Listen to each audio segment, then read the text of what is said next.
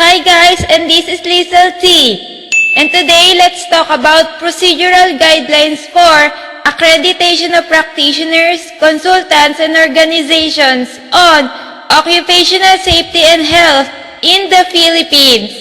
Yeah! Pursuant to Department Order Number 16, Series of 2001, which amended Rule 1030 or 1030 of the Occupational Health and Safety Standards. So, let's start. Oh, yeah! Rule 1030, Training and Accreditation of Personnel on Occupational Safety and Health.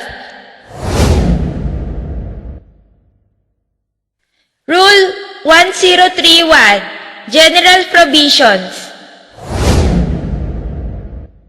The Bureau, either directly or through accredited organizations or the OSHC or other institutions authorized by the law, shall conduct continuing programs to increase the supply and competence of personnel qualified to carry out the provisions of the standards.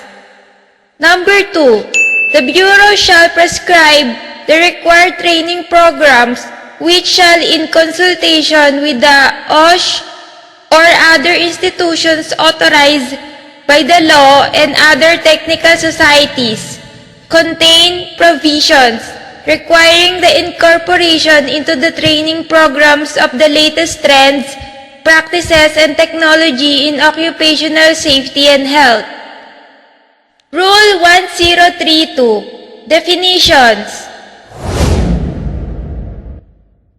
Number 1, Safety Officer, refers to any employee, worker, trained and tasked to implement occupational safety and health programs in the workplace in accordance with the provisions of the standards and shall be synonymous to the term safety man as used in these standards.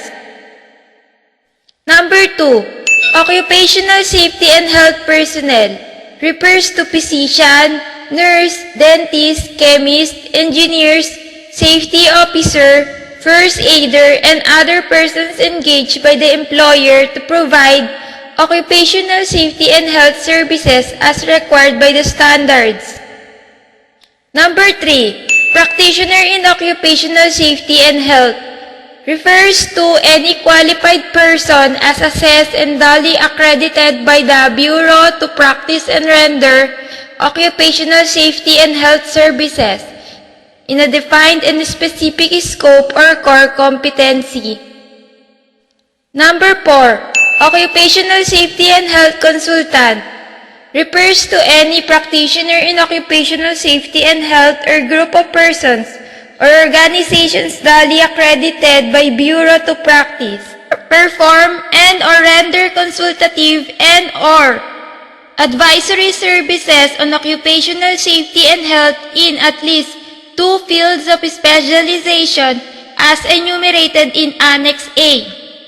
Number 5, Trainer, refers to a person who facilitates learning situation in one or more topics in an occupational safety and health training.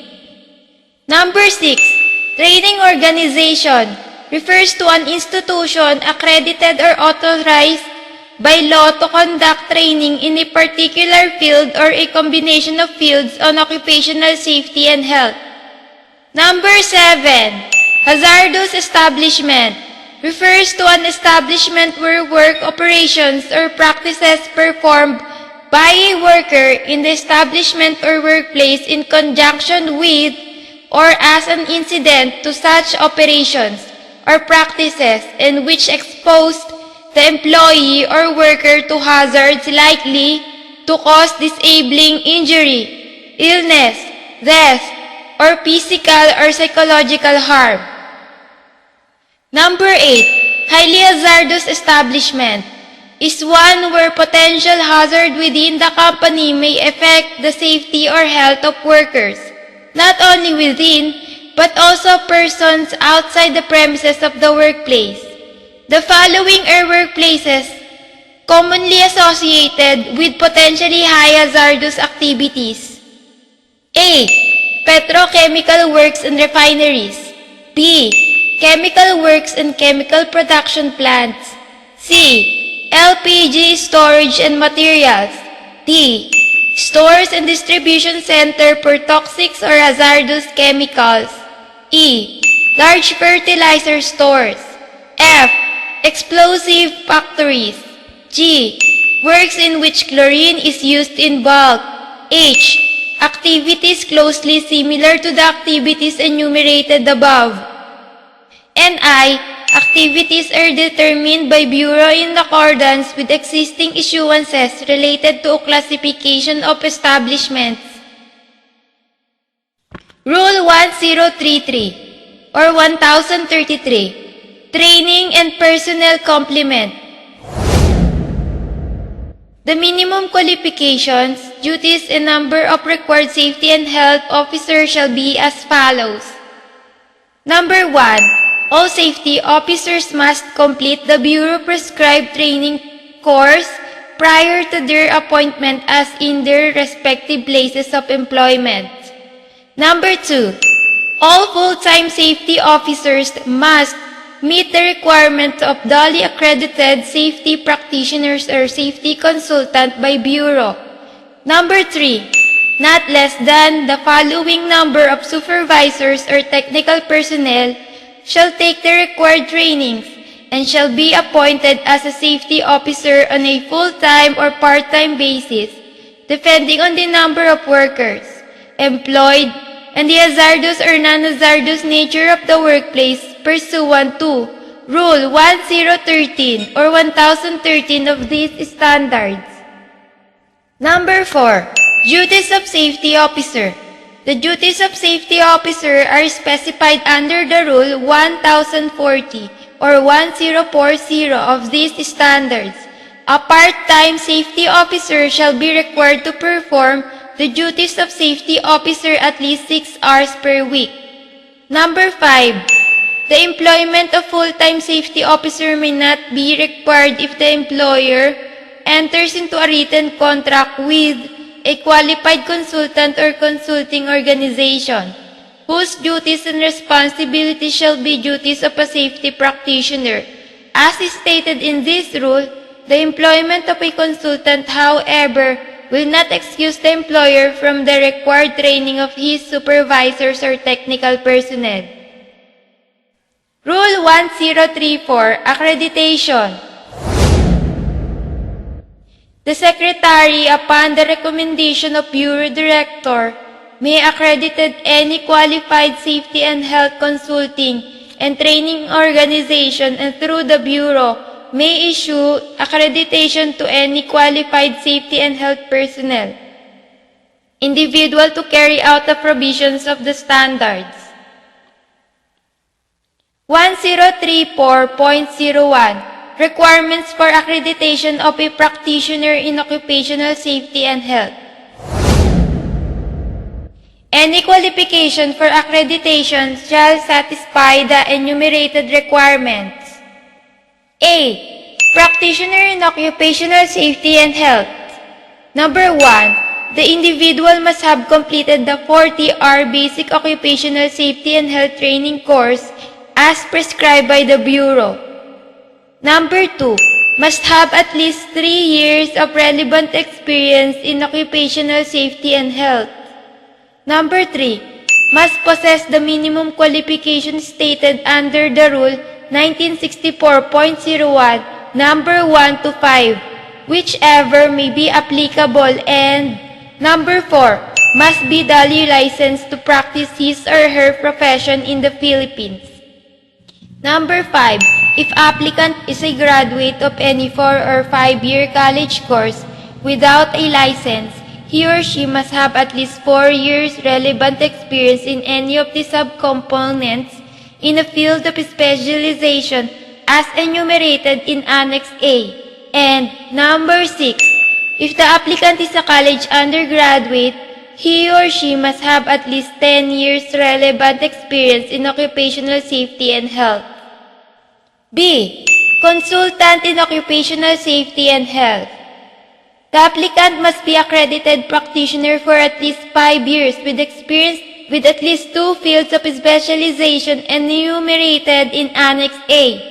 Number 2, must have experience in policy formulation and development, monitoring and evaluation, and implementation of occupational safety and health management systems. Number 3, must have completed the ATR Advanced Occupational Safety and Training course as prescribed by the Bureau. And number 4, must have earned an additional 480 hours of training or seminar or related training processes in various fields of occupational safety and health from accredited organizations or institutions authorized by law. C. Occupational Safety and Health Consulting Organization. The applicant must be composed of 2 or more accredited occupational safety and health consultants. 1. The applicant must be composed of 2 or more accredited occupational safety and health consultants. Number 2, must submit a certified true copy of business registration, licenses, and permits to operate. Number 3, must submit the organization's profile. D. Occupational Safety and Health Training Organization. Number 1, a Bureau-prescribed and or approved course of study shall be used or followed by accredited organizations. Any deviation from the prescribed training must be with previous approval of the Bureau. Number 2, the organization must provide adequate training facilities that include the safety and health-related equipment, manuals and modules, library, training rooms, audiovisuals, and other training sources, and paraphernalia. Number 3, trainers must be composed of persons with the following qualifications. A. Must have completed the 40-hour Basic Occupational Safety and Health Training course. B. Must have completed at least 24 hours of training of trainer's course. And C. Must have at least 3 years of experience in design, conduct, and evaluation of any OSH training program. 4. The applicant must submit certified true copies of business registration, licenses, and permits to operate. 5. Submission of the organization's profile. 1034.02 or 1034.02 Issuance and validity of certificates of accreditation and identification card. After evaluation and certification by the Bureau, a certificate of accreditation valid for 3 years and an identification card shall be issued to any applicant who has satisfactorily met all the requirements specified in this rule, and upon payment of the prescribed fees as provided for the rule under 1974 or 1974 of the standards. 1034.03 Duties and responsibilities of practitioners in occupational safety and health. A. Practitioners in occupational safety and health. Number 1. To develop, implement, and promote occupational safety and health programs in the workplace. Number 2. To advise and assist the employer in complying with the provisions of the standards, especially in the submission of the reporting requirements. 3. To perform at least a quarterly appraisal assessment of the implementation of occupational safety and health programs in the workplace. 4. To prepare an annual report of safety and health programs of establishments. 5. To be present during the scheduled safety inspections by authorized government agents and as requested during regular health and safety committee meetings. 6. For occupational health personnel, the duty shall be in accordance with Rule 1960. B. Occupational safety and health consultants or consulting organizations. 1. To assist, advise, or guide the employer in complying with provisions of these standards, or including the development of health and safety programs. 2. To make at least a quarterly appraisal of programs and safety performance of the establishments, including the activities of the Health and Safety Committee. 3. In the absence of a safety officer, to be present during scheduled safety inspections by authorized government agents and as requested during regular Health and Safety Committee meetings, and to render at least 6 hours of service a week in the establishment in the performance of these activities. 4. To advise and assist employer in complying with the reporting requirements of the standards. C. Duties and responsibilities of OSH training organizations. 1. To develop, monitor, and evaluate their training programs on occupational safety and health. 2. To conduct continuing OSH programs to increase the number of competent and qualified personnel or individuals to implement the provisions of standards. 3. To submit to Bureau the following requirements. A. Yearly calendar of training activities. B. List of trained individuals, training content, and names and topics of speakers or lecturers 5 days after the conduct of every training. C. Program on updating trainers' knowledge and skills. 1034.04 Renewal of Accreditation. Accreditation for practitioner and consultants shall be renewed every 3 years upon compliance of the following. 1. Submission of updated biodata with recent passport size and 1:1 pictures. 2. Presentation of original and submission of certified true copies of additional and relevant occupational safety and health training certificates. 3. Submission of annual performance report or certified by the employer's clients. 4. Payment of renewal annual fee.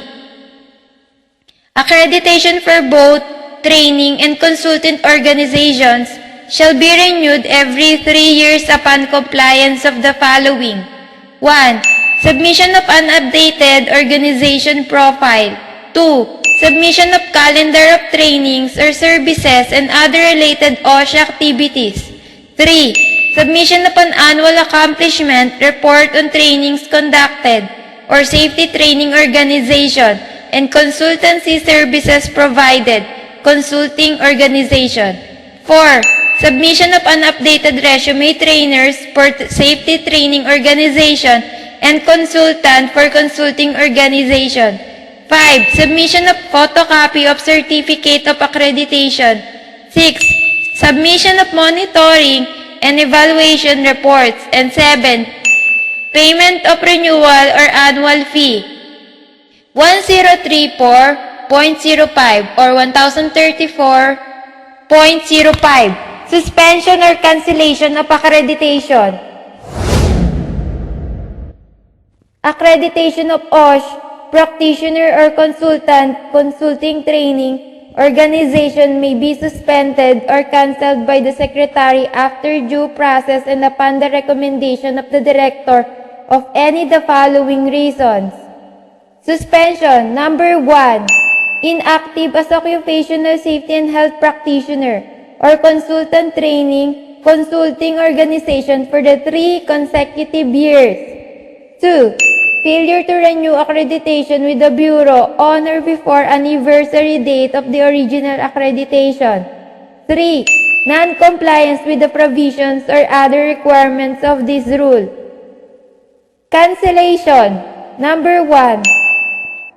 Convicted for criminal offense involving moral turpitude. 2. Violation of professional ethics. 3. 2 consecutive suspensions. Reactivation.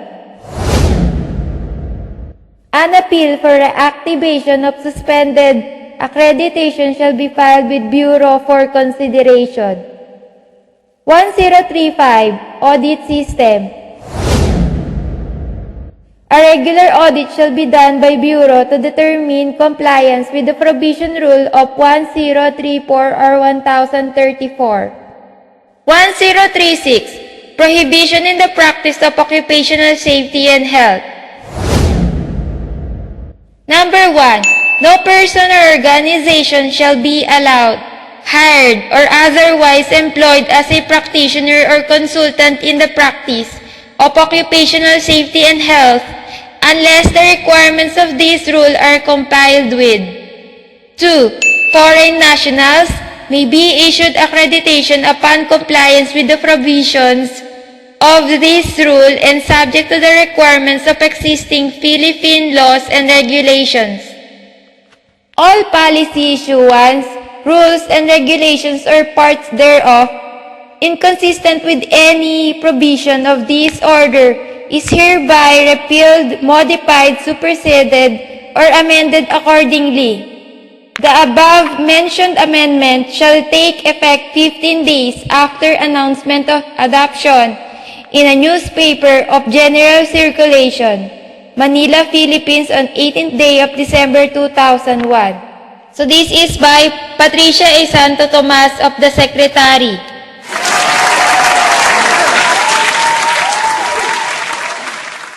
I have no copyrights for the whole information for these procedural guidelines. I just read for purpose of helping those who wants to listen about these procedurals of the OSH. That's all, and thank you. Don't forget to subscribe and hit the notification bell for more information about safety and dramatized novels or other educational forms of audios. That's all, and this is Lizelle T, and thank you.